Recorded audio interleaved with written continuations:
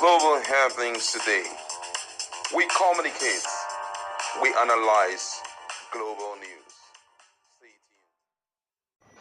Hello beautiful people, welcome back to our channel. If you think you've heard the worst in PDP, please sit tight and wait for the next one that is about to go down.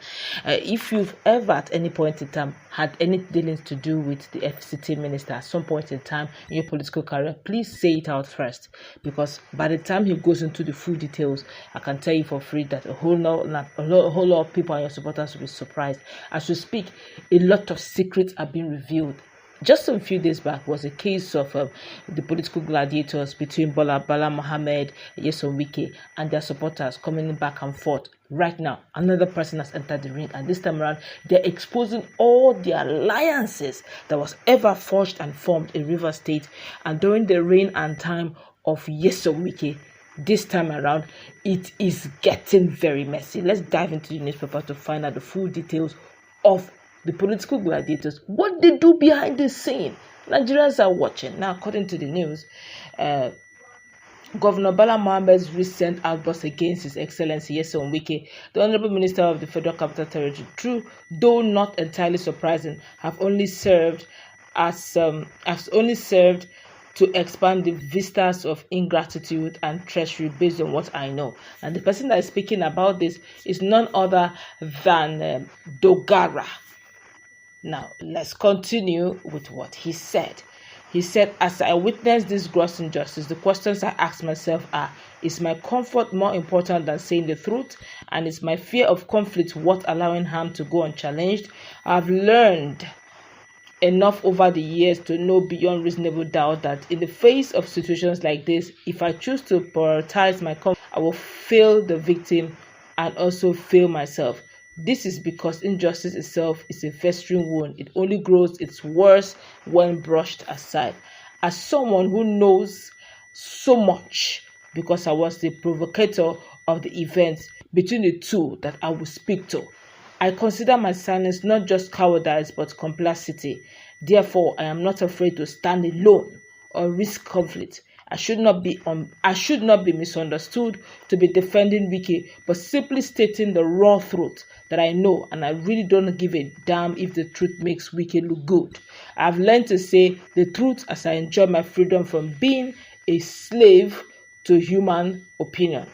Okay, let's continue. Say, for starters, need I remind Governor Bala Mohammed that in 2018, PDP gubernatorial primaries, when we were not too sure he would win, because his then major opponent, Senator Abdul Nenge,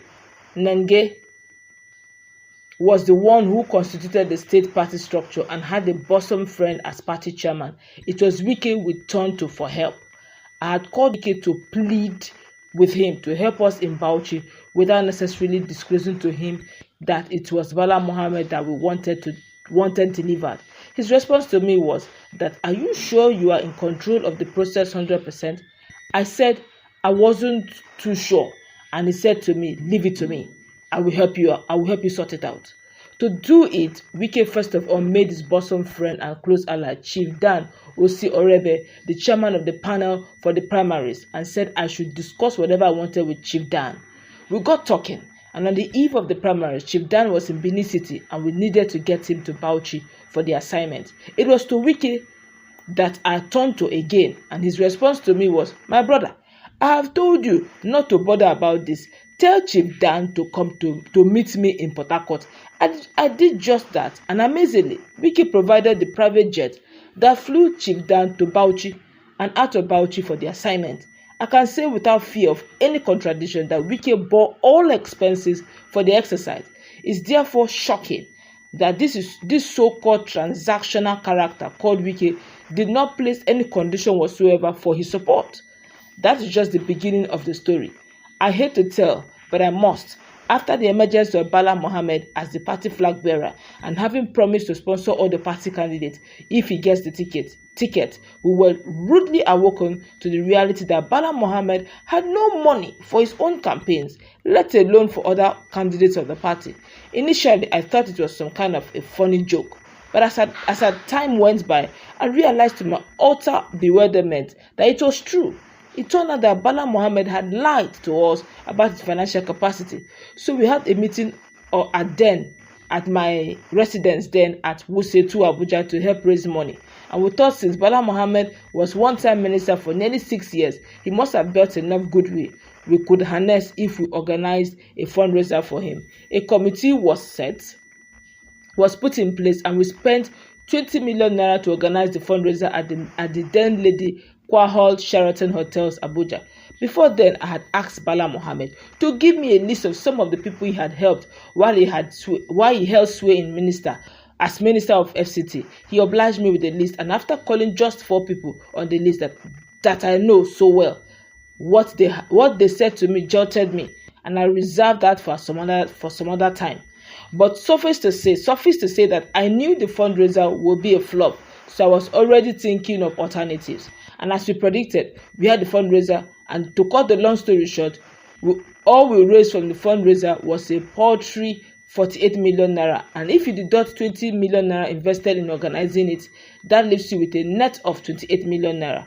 I have the records, and our stakeholders are there to bear witness to this.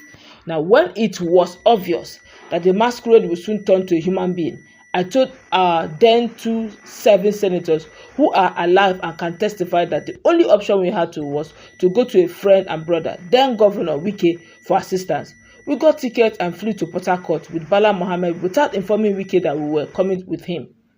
On arrival, we were ushered into Government House and asked to take our seats and wait for the governor, who was still upstairs, to join us shortly. As soon as Wike walked down the stairs to join us and saw Bala Mohammed, his visage changed, and I noticed he was cold to me for the very first time. He asked us to join him at the dining room for breakfast, but excused me while those on my delegation waited. What happened next was nerve-wracking and humbling, I must say. He was like, "Speaker, why did you bring Bala to my house without even caring to find out what our mission was?" I said to him, "I thought he's your friend since both of you served in the same cabinet under President Jonathan." He said to me, "Let me tell you what you don't know.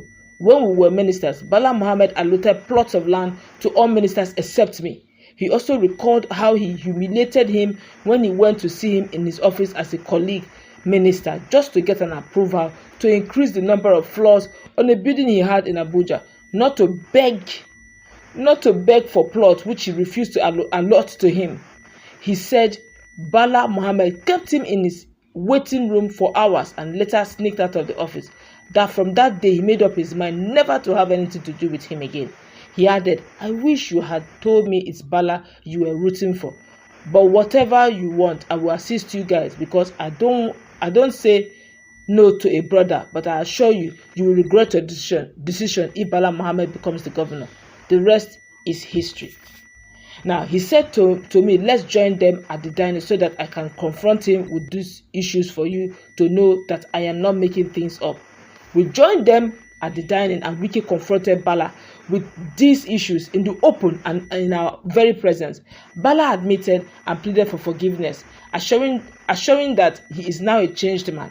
The 2 senators with me that day can confirm this to everyone or anyone who wants to establish the veracity of these narratives.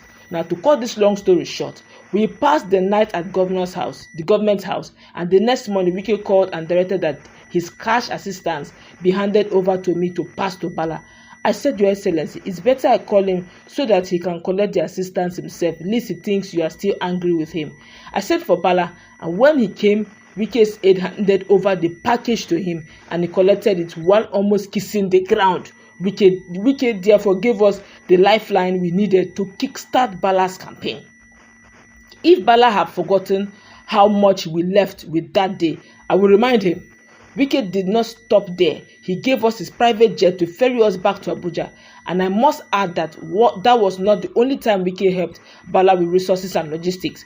What is baffling is that the so-called transactional Wike did not demand for anything in return, nor place any condition for all that he did. Believe me, this is not the end of the story, but let's leave it there. With all this, my question to Bala is, what happened to the golden adage that you don't attempt to break the calabash from which you once sucked honey? For Bala, power is a poison, and anyone who questions how he wields it for that reason is an eternal heretic that must be crushed at all costs. Every sane person knows that that truth or true freedom doesn't insist on expressing itself to the harm of others, especially those that stood by you in your time of desperate need. For it is not in vain that they say a friend in need is a friend indeed. Unfortunately, for those of us who know Bala too well, there is no room for debate about whether he's a rogue or a mere scoundrel, as much as there is no debate about his moral bankruptcy. Rooted in a contempt for truth, his mental pathology reveals a man that harbors grand delusions to the extent that he would not recognize the truth, whether about his private or political life, if confronted by it in an identity parade. As someone who is false to his as someone who is false to his friends and neighbors, it is impossible for him to be true to the public. Between Wike and Bala Mohammed, Bala should be told in unequivocal terms that it is better to be hated for what you are than to be loved for what you are not. It is obvious that Bala is not near anything that he is projecting to the public. When Wike was his benefactor, he said he knew Wike had done better than him and referred to him as someone who is courageous, focused and determined, a person qualified and competent to help salvage Nigeria. His words, not mine. Now that Wike cuts off the benefit, he is a deadwood, former friend, a transactional politician. As a known wimp, he believes that Wike is now on the ropes and is punching so hard so that he can appropriate the glory from whatever victory that may ensue. Is it not ludicrous for someone who is mostly disliked for no reason other than he is shady to call someone transactional?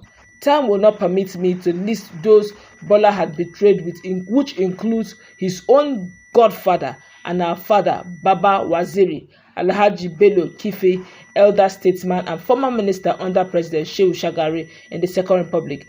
Bala represents everything but decency, which I said before that I doubted he will ever have. Those who thought I was too harsh, including an ally of Wike, who pleaded with me not to talk about Bala again, are increasingly noticing this.